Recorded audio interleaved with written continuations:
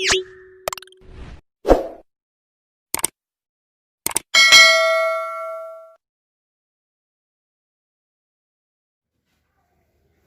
विद्यार्थीगण, आज हम फिर लेकर आए हैं आपके लिए एक नया टॉपिक।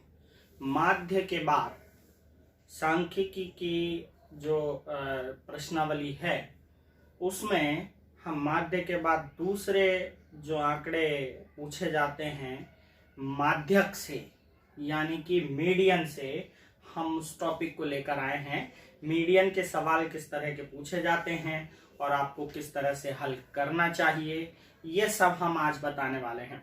सबसे पहले वही जो माध्य में होता है, तीनों तरह के आंकड़ों से सवाल पूछे जा सकते हैं। व्यक्तिगत श्रेणी से, दूसरा अवर्गीकृत बंटन सारणी से और तीसरा वर्गीकृत बंटन सारणी से।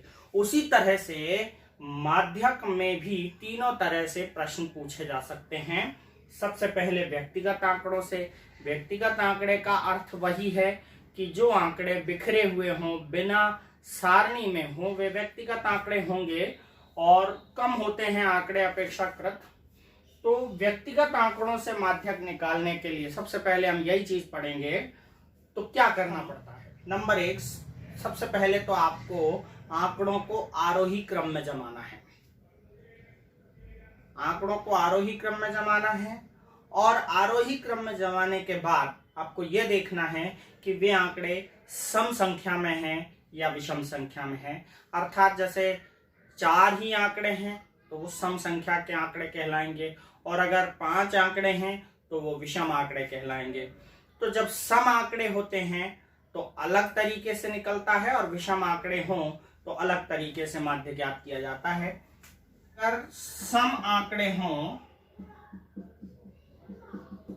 तो आपको माध्यक निकालने के लिए कुछ नहीं करना, बीचों बीच के दो पद का योग करना है।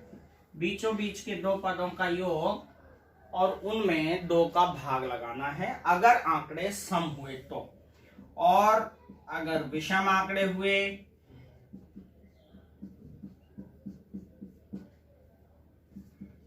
माध्यक निकालने के लिए आंकड़ों की जो संख्या होगी उसमें 1 जोड़कर बटा 2वां पद गिनेंगे, वही माध्यक होगा। जैसे आंकड़ों की संख्या अगर 5 है तो 5 + 1 6, 6 में 2 का भाग लगा 3, यानी 3वां पद, आगे से 3वां पद ही माध्यक होगा जब आपने आंकड़ों को आरोही क्रम में जमा रखा होगा। तो ये एक बहुत ही सिंपल तरीके से हम व्यक्तिगत आंकड़ों से माध्यक ज्ञात कर सकते हैं। हम दूसरे तरीके पे आते हैं।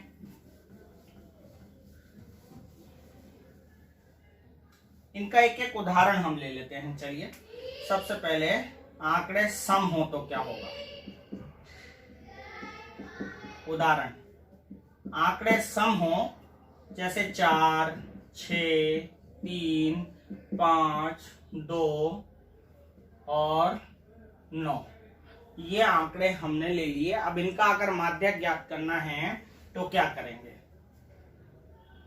देखिए, सबसे पहले हमें आंकड़ों को आरोही क्रम में जमाना पड़ेगा।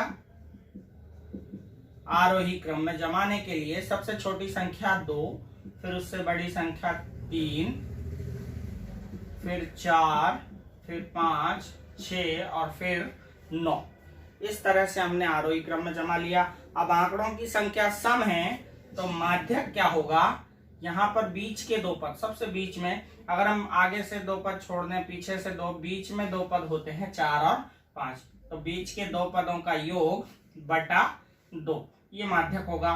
5 और 4 9 बटा 2, यानी 4.5, ये माध्यक होगा। अगर आंकड़े विषम हुए तो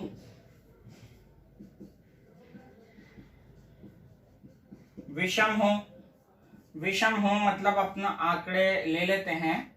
यहाँ पर यही आंकड़े ले लेते हैं 6, 3, 5, 2, 9, 11, 7, 1 2 3 4 5 6 7 8 आंकड़े हो गए। एक और ले लेते हैं 3। 9, ये एक विषम संख्या में आंकड़े हैं। तो हम इन्हें फिर से आरोही क्रम में जमाते हैं। आरोही क्रम में सबसे पहले छोटी संख्या है 2, फिर इसके बाद है 3, 3 एक और बार है इसलिए 3 एक और बार लिख लिया। इसके बाद आता है 4, 4 के बाद आता है 5, 5 के बाद आता है 6, 6 के बाद आता है 7, 7 के बाद आता है 9, 9 के बाद आता है 11। सारे आंकड़े हमने आरोही क्रम में जमा लिए हैं। अब अगर हमें माध्यक निकालना हो तो हम यहाँ पर n+1/2वां पद ज्ञात करेंगे। तो यहाँ देखिए n यानी कि नंबर ऑफ डाटा, यानी कि उनके आंकड़ों के जो संख्या है वो कितनी है, 1 2 3 4 5 6 7 8 9। विषम संख्या में है तो n का वैल्यू हो गई 9 और +1/2 यानी 10/2 या 5वां पद। 5वां पद अगर हम आगे से गिनेंगे तो 1 2 3 4 5, 5वां पद 5 ही है यहाँ पर, तो माध्यक होगा 5वां पद यानी 5। अगर यहाँ 5वां पद 8 होता तो माध्यक 8 होता। तो ये व्यक्तिगत श्रेणी के आंकड़ों से माध्यक निकालने का तरीका है। अब हम ले लेते हैं अवर्गीकृत सारणी से माध्यक निकालने का, माध्यक ज्ञात करने का तरीका। और इसमें हम डायरेक्ट सवाल नंबर 3 लेते हैं 17.6 का। सवाल नंबर 3 में आपको दे रखे हैं प्राप्तांक। 17.6 में आपको सवाल नंबर 1 और 2 स्वयं करना है, क्योंकि मैंने आपको उदाहरण से समझा दिया है कि सम आंकड़े हों और विषम आंकड़े हों व्यक्तिगत श्रेणी के, तो आपको किस तरह से माध्य निकालना है। इसके बाद तीसरा सवाल जो है वो सारणी में दिया गया है और वो सारणी इस तरह से बनी हुई है। प्राप्तांक 15, 20, 25, 30, 35, 40, 45 और 50, और उसमें विद्यार्थियों की संख्या दे रखी है 2, 8, 16, 26, 20, 16, 7 और 4। इन आंकड़ों से हमें माध्यक ज्ञात करना है और ये जो सारणी है वो बिना वर्ग अंतराल वाली सारणी है, अवर्गीकृत श्रेणी की सारणी है। तो हम इससे माध्यक कैसे निकालेंगे? हम इस सारणी को उसी तरह से खड़े रूप में बना सकते हैं। प्राप्तांक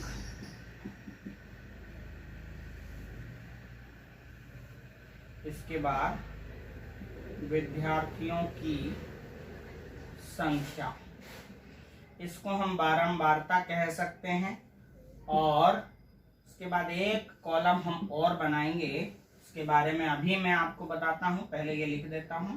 15, 20, 25, 30, 35, 40, 45, 50। इसके बाद हम लिखते हैं विद्यार्थियों की संख्या 2, 8, 16, 26, 20, 16, 7 और 4। ये विद्यार्थियों की संख्या हमने लिख ली। जब हमें अवर्गीकृत बंटन से माध्य निकालना हो तो हमें एक ही काम करना है। यहाँ पर जो बारंबारता है f, इसको हमें संचयी बारंबारता यानी CF में बदलना है। यहाँ CF को हम संचयी बारंबारता कहते हैं, अंग्रेजी में कम्युलेटिव फ्रीक्वेंसी। संचयी बारंबारता।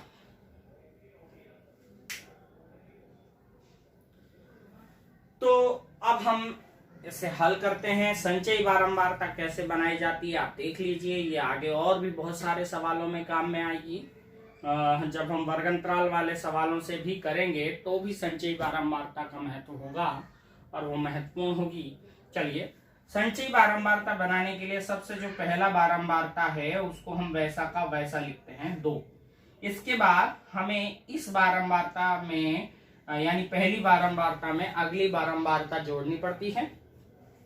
2 और 8 हो गए 10। इस तरह से हमें दूसरी संचयी बारंबारता प्राप्त होती है। फिर जब हम इसमें अगली बारंबारता जोड़ देते हैं तो हमें तीसरी प्राप्त हो जाती है। तो 10 और 16 26। फिर 26 में हम अगली बारंबारता जोड़ते हैं, 26 और 26 52 52, ये हो गई। 52 में हमें अगली जोड़ने पर और अगली प्राप्त होगी, तो 52 और 20 72। 72 में 16 जोड़ेंगे तो यहाँ होगा 88। 88 में 7 जोड़ेंगे तो होगा 95, और 95 में 4 ऐड करेंगे तो होगा 99। इस तरह से संचयी बारंबारता तैयार की जाती है। और संचयी बारंबारता को जो आखिरी वैल्यू है उसे हम n कहते हैं, और n की वैल्यू यहाँ पर हम लिख देंगे 99। ये n जो है वो बारंबारताओं का योग है, या फिर हम इसे सिग्मा f भी कह सकते हैं, क्योंकि हम जब f को जोड़ते हैं तो भी यही आएगा योग, और f यानी सिग्मा f का मान n के बराबर होगा। तो n वो वैल्यू हो गई। बस अब हम यहाँ पर n/2 करें, यानी 99/2 करें तो यह होता है 2 चौक 8, 1 2 9 18, 49.5। तो n को आधा करने पर जो वैल्यू होगी, बस हमें उससे ठीक बड़ी CF देखनी है। n का आधा किया, जो वैल्यू आई उससे बड़ी संचयी बारंबारता देखनी है, ठीक बड़ी। 49.5 से ठीक बड़ी संचयी कौन सी है यहाँ पर? 52 52 से 72 और ज्यादा बड़ी है, हमें तो ठीक बड़ी देखनी है, तो ठीक बड़ी है यहाँ पर 52। तो हम इसके सामने के आंकड़ों को अगर अंडरलाइन कर लें तो इसके सामने जो हमें चर का मान है वो दिखाई दे रहा है यहाँ पे 30। ये 30 जो है माध्यक होगा। हमें लिखना इस तरह से है, से ठीक बड़ी संचयी 52 है, अतः माध्यक m बराबर 52 के सामने 30, तो ये 30 इसका माध्यक का मान होगा। Is that clear? ये अवर्गीकृत सारणी से माध्यक निकालने का तरीका हो गया। अब आपको यहाँ पर प्रैक्टिस के लिए सवाल नंबर मैं लिख देता हूं, आपको करके देखने हैं। इसी तरह से 4, 5 2 सवाल हैं, वो आपको करके देखना है। इससे प्रैक्टिस हो जाएगी, उत्तर माला में आप उत्तर मैच कर सकते हैं और आपका कॉन्फिडेंस बढ़ेगा। अब हम चलते हैं वर्गीकृत बारंबारता सारणी के लिए माध्य निकालेंगे, तो वो चलेगा आपका 17.7 में।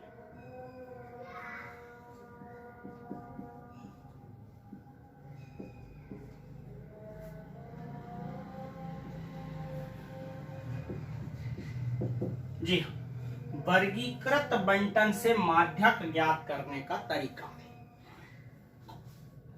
वर्गीकृत बंटन आपको वर्गांतराल वाली सारणी दी होगी, उससे माध्यक निकालने के लिए हमारे पास एक फॉर्मूला होता है, सूत्र होता है माध्यक का, और वो होता है L plus n/2 minus C/F into H। ये फॉर्मूला आप अच्छे से देख लें, L plus n/2 minus C/F into H। यहाँ पे मैं सब चीजों को क्लियर कर देता हूं, इसको नोट कर लेना। सर्वप्रथम बारंबारता को संचयी बारंबारता में यानी कि CF में बदलना है। दूसरी चीज, आपको n/2 करना है। n/2 से ठीक बड़ी संचयी के सामने का जो वर्ग है, ठीक बड़ी संचयी के सामने का जो वर्ग है वो माध्यक वर्ग कहलाएगा। जी हाँ, पहले तो आपको संचयी बनानी है, फिर दूसरा n/2 से ठीक बड़ी संचयी के सामने का वर्ग आप माध्यक वर्ग कह सकते हैं। अच्छा, एल जो है वो माध्यक वर्ग की निम्नतम सीमा होगी, माध्यक वर्ग की निम्नतम सीमा। एल की वैल्यू पता चल जाएगी, जो माध्यक वर्ग आएगा उससे छोटी संख्या जो होगी माध्यक वर्ग की वो एल की वैल्यू होगी, लोअर लिमिट कहलाती है एल। इसके बाद आपको दूसरी चीज पता करनी है एफ। एफ जो है वो माध्यक वर्ग की बारंबारता होगी, माध्यक वर्ग की बारंबारता होगी। माध्यक वर्ग जो होगा उसकी जो बारंबारता है उसी समय वो एफ की वैल्यू होगी। इसके बाद आपको पता करनी है सी की वैल्यू। तो माध्यक वर्ग से ठीक पूर्व की बारंबारता, पूर्व की संचयी बारंबारता, माध्यक वर्ग की जो बारंबारता है, माध्यक वर्ग की जो संचयी बारंबारता है उससे ठीक ऊपर की वैल्यू, ऊपर की सी एफ की वैल्यू ही सी की वैल्यू होगी। और एच जो है वर्ग अंतराल कहलाएगा, यानी उस वर्ग का वर्ग अंतराल जो होगा। अब जब इन सब की वैल्यू आप पता कर लोगे और वैल्यू इस फॉर्मूले में रखोगे तो ऑटोमेटिकली आपको एम यानी माध्यक प्राप्त हो जाएगा। चलिए हम एक सवाल कर लेते हैं इसी प्रश्नावली का, तो आपको ये और भी ज्यादा अच्छे से क्लियर हो जाएगा। ये सारी चीजें आप ध्यान में रख लें कि एल कैसे निकालते हैं, एफ कैसे निकालते हैं, सी कैसे निकालते हैं और एच कैसे निकालते हैं। सूत्र आपको रट लेना है, याद कर लेना है। हम यहाँ पर सवाल नंबर प्रश्न नंबर 1 कर लेते हैं। प्रश्न नंबर 1 आपको मैं डायरेक्ट खड़ी सारणी बना रहा हूं, सवाल में भी दे रखी है। ये देखिए, ये मैं बना लेता हूं सारणी। यहाँ पर है वर्ग और इसके बाद यहाँ है बारंबारता। वर्ग आपके पास है 10 से 25, 25 से 40, 40 से 55, 55 से 70, 70 से 85 और 85 से 100। इसकी बारंबारता है 6, 20, 44, 26, 3 और 1। अब हम देखते हैं यहां पर